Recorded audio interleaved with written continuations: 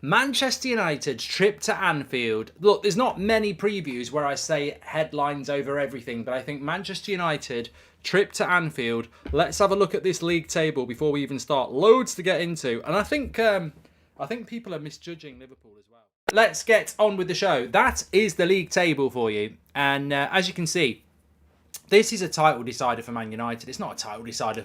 Arsenal and Man City are the favourites, of course, but if we were to go to Anfield and win, that puts us 3 points behind Manchester City with a game in hand. No, it puts us 3 points behind Man City.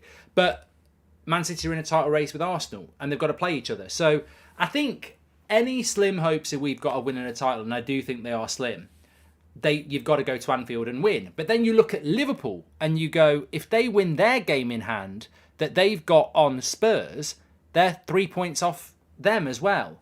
So we have got a very similar situation going on. Luke Calvert, welcome to Members Club. We were talking about the bid for Man United. Also, Gary Neville's made some interesting comments I want to talk about as well, specifically around Declan Rice and his top 3 Man United players, which are Casemiro, Rashford, and then Varane and De Gea joint third. I actually think Bruno's got to be in there, but we'll do that in a little bit. I think top 3 Man United, most important Man United players for you. Who are they? We'll talk about that in a bit. But back to this game. Anfield, every season, and I will give you my lineup in a minute. I might be able to just give you a little glimpse of it. Oh, no, you can sort... No, it's not working. I'll get it to work. Sunshine, Gary Neville, says just Kevin. I haven't done that for a while.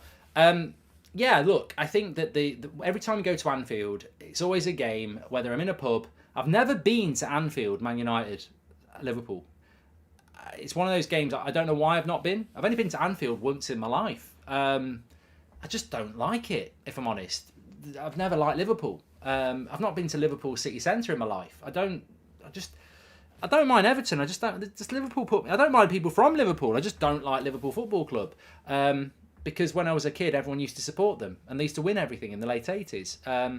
So I've always, but for Man United fans, forget me personally, for Man United fans, I think that the Anfield game is the biggest game of the season away, and it's also the one that gets you on your toes the most. I mean, if you win at Anfield, then it's amazing. When Man United win at Anfield, it's an amazing feeling, and I've witnessed it many, many times, as I'm sure you have. But it's such a hard game, and we've got a great chance on Sunday, but it's a massive game, and I think people are they're underestimating Liverpool. Like, yeah, Liverpool got smacked up by Real Madrid, but did you know they've won 3 of their last 4 Premier League games and they've not conceded a goal in any of them?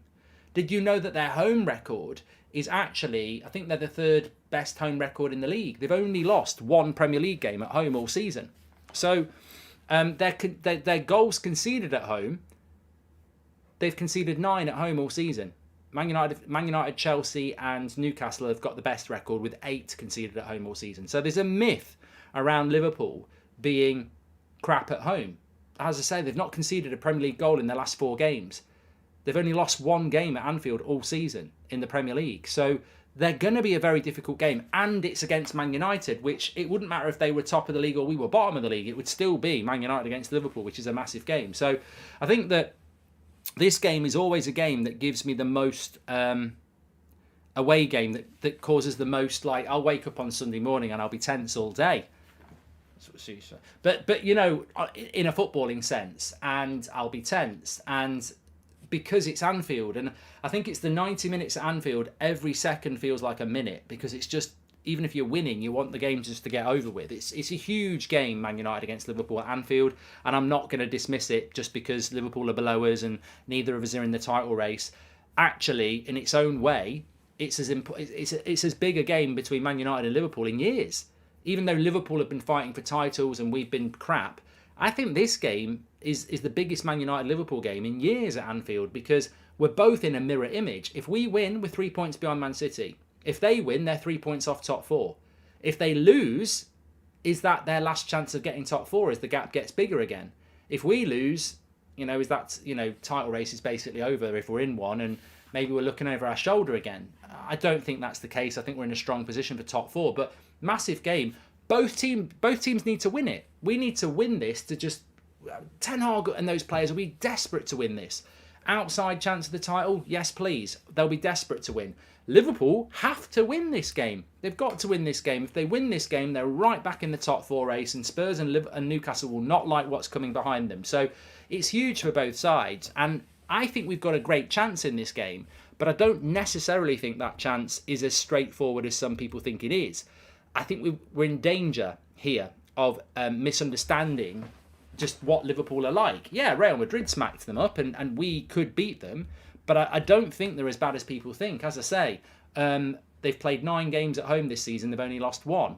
They've got the second best defensive record at home in the Premier League. They've not conceded in 4 Premier League games in a row, and they've won 3 and drawn 1. So Liverpool have had a bad season, but their recent record, apart from that Real Madrid game, is reasonably good, and they're starting to get their players back. So I think it's going to be a massive game. I can't predict this one. I can't speak. I can't predict this one. I really can't. But that I can predict how we'll line up, and I don't think anyone's going to have a major surprise with that. I don't know what Fred's doing on top of Casemiro. Get him off. Fred, you are not playing there, mate. Get in your normal position. But that's how I think we'll line up. De Gea in goal. Wan-Bissaka, I think, will play at right back because we're playing at Anfield. So I think we'll, and also he's probably the in-form right back at the moment. Andrea says you're missing a player. I wasn't. Fred was just on piggybacking on Casemiro. Which is what most players do, to be honest. Varane and Martinez, and look, I think Luke Shaw will play. I think Luke Shaw will play, but if he doesn't play, Malacia is fine. I don't think Malacia played at home against Liverpool, didn't he? So, and he did very well against Mo Salah. So I'd be happy with Malacia playing, but he will only play if Luke Shaw's not fit. Midfield picks itself: Casemiro, Fred, and Bruno. I don't think Sabitzer has done enough to dislodge Fred, so I think he will start with Fred. And also, I think he'll start with Fred just for a little bit more defensive tenacity at Anfield, a little bit more energy. I think Fred has to start this game. I don't know if anyone disagrees with me, but I think Fred has to start and will start. Rashford's obviously going to play through off the left. Weghorst will play through the middle, and I think it will be Anthony off the right. And I think the team picks itself. And I think with Martinez, Varane, and Casemiro reunited, this is where I think this game can be won. Liverpool can beat us. I'd say Liverpool have to be favourites. It's Liverpool at Anfield. But I think this is the best chance we've got of winning there in quite a while. And it's probably the most confident I've been of us winning there since Sir Alex. I know we did go and win there a couple of times. Wanfield, obviously, under Van Gaal, and we deserved it. But I wouldn't say I was massively confident we were going to win it. I'm not massively confident we're going to win this, but I think it's our best chance of doing it. And look, if you can go to the Nou Camp and deserve to win, we can go to Anfield. Like a Barcelona are a decent side.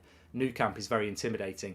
If we can go to the Nou Camp and play like we played, I thought we played really well at the Emirates as well. In the first half, I thought we were very good, and if Wan-Bissaka hadn't fallen asleep, I think we'd have gone in at 1-0 at half time, and I think we might have got a result out of that game. But and we didn't have Casemiro either. We'll have Casemiro on Sunday.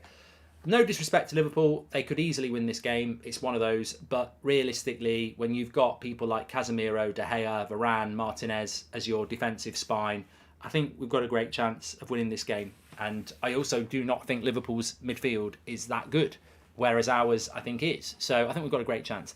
Evening, Mark. Hopefully no injuries anytime soon for Casemiro or Martinez anytime soon, because their absence was felt last night, says Clow. The biggest change in this team from last season is the mentality change. They're willing to fight, so enjoyable to watch. I mean, to be looking forward to a game in Anfield is absolutely fantastic, says Dean. With Ten Hag, there's so much trust there, and you believe in him. And it's not always going to work, but Sir Alex was the same. We did lose games. We didn't always get the late winner, and we did draw games, but you always believed it was going to happen. And that's a big thing for a fan base. You can hope. I used to say this quite a lot on United Stands. Under Solskjaer, under Mourinho, under Van Gaal, we're living in hope. We're not living in belief. They're two very different things, hope and belief. They're both positives if you get the outcome you want, but hoping something's going to happen and believing something's going to happen is very, very different. And I think we spent a lot of time in the last 10 years hoping things were going to happen and probably knowing they weren't. Whereas at the moment, we believe we can go to Anfield and win. We believe we can turn it around at half time when we're losing and win. And that's a very strong thing when you believe. And Ten Hag has earned that. Nobody believed Ten Hag was going to put us in this position when he came in. We hoped. He was the manager we wanted, and we hoped he would be successful. To take it from hope to belief in such short a space of time shows what a coach he is. We are now operating in the corridor of belief, and hope can piss off, because hope's not is no you can't be successful on hope. You've got to believe, and we've done fantastically well.